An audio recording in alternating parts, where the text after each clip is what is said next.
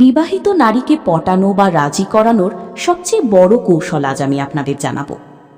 অনেক পুরুষ আছেন যারা বিবাহিত নারীর প্রতি আকৃষ্ট হন, কারণ তারা পরিপক্ক, অভিজ্ঞ ও আত্মবিশ্বাসী। তাদের কথা বলার ধরন ও আচরণে আলাদা একটি আকর্ষণ থাকে। বিশেষ করে বিবাহিত নারীরা অনেক ক্ষেত্রে কুমারী মেয়েদের চেয়েও বেশি আকর্ষণীয় হন, কারণ বিয়ের পর নারীর শারীরিক গঠন পূর্ণতা পায় এবং শ্রীবৃদ্ধি পায়।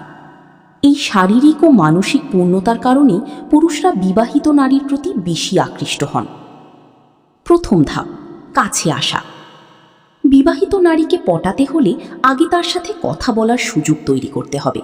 হুট করে কিছুই হয় না, ধীরে ধীরে স্বাভাবিকভাবে কাছে যেতে হবে। কাছে যাওয়ার জন্য কোনো কাজের অজুহাতে কথা বলা শুরু করুন। কথা বলতে বলতে তার রূপের প্রশংসা করুন, তবে অতি বল্পতা বা বাড়াবাড়ি করবেন না।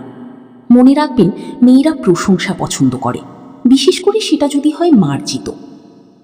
দ্বিতীয় ধাপ, মুচকি হাসি ও গুরুত্ব দেওয়া। কথা বলার ফাঁকে ফাঁকে মুচকি হাসি দিন, কারণ মুচকি হাসি খুব বড় একটি অস্ত্র। এটি তাকে আপনার প্রতি আকর্ষণ করবে। সে যখন কোনো কথা বলবে তা খুব মন দিয়ে শুনুন এবং গুরুত্ব দিন। তখন সে ভাববে আপনি তাকে যথেষ্ট মূল্যায়ন করছেন। এই গুরুত্ব দেওয়াটাই ধীরে ধীরে তার মনে আপনার জন্য জায়গা তৈরি করে দেবে। সব বিবাহিত নারী একরকম নয়। যারা সংসারে সুখী তাদের মন জয় করা কঠিন, তবে যারা অসুখী তারা কিছুটা আবেগপ্রবণ হয়ে থাকেন এবং তাদের রাজি করানো সহজ হয়। তবে সবসময় সাবধানে এগোতে হবে, কারণ একটি ভুল পদক্ষেপে বিপদ হতে পারে। প্রশংসা, সম্মান ও মনোযোগ, এই তিনটি জিনিস ঠিকভাবে ব্যবহার করতে পারলে আপনি তার মনে আলাদা জায়গা করে নিতে পারবেন।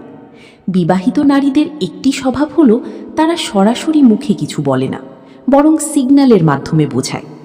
আপনাকে সেই সিগন্যাল বুঝে সময় মতো কাজ করতে হবে।